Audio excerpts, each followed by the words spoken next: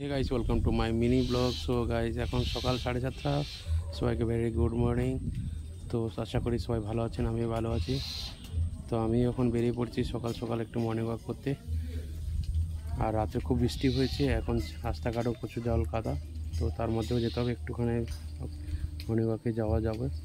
তো আজকে ব্লগটা কন্টিনিউ করবেন।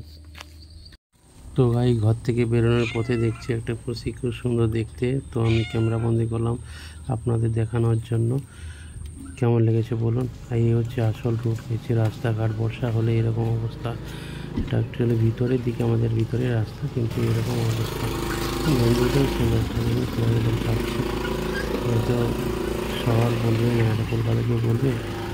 গ্রামের রাস্তাঘাটের থেকে অনেক ভালো থাকে। গাইজ, এটা হচ্ছে ঘর থেকে বেরিয়ে পিচ রাস্তা পড়ে। এই পিচ রাস্তাটা দেখুন অবস্থা, কী অবস্থা, জল আর জমে আছে। অতিরিক্ত বৃষ্টি যখন হবে হাঁটু করে জল হয়ে যায়, তো প্রবলেম হয়। এটা কি সাধারণ বড় লোক চলে যায়, কিন্তু ছেলে মেয়েদের স্কুলে যাওয়ার জন্য খুব প্রবলেম হয়ে দাঁড়ায়।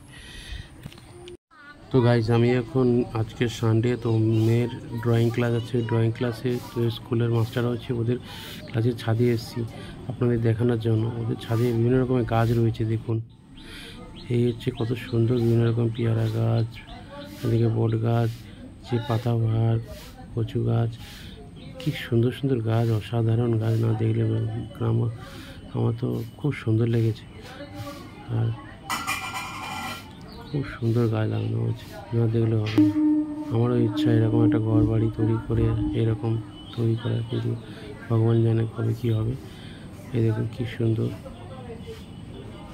শুধু দেখতে থাকুন। কি সুন্দর সুন্দর গাছ রয়েছে, অসাধারণ, খুব সুন্দর সাজিয়েছে। ও,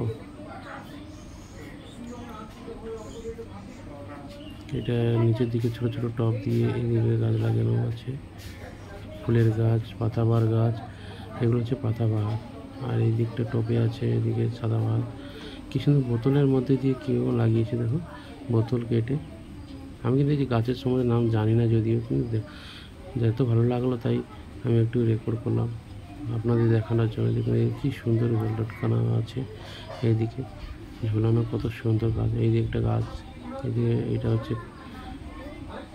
হ্যাঁ, এইটা সবচেয়ে আকর্ষণীয় গাছ হচ্ছে এইটা, আর এইটা, আর একটা দেখাবো এই দিকটা, এই দিকটা।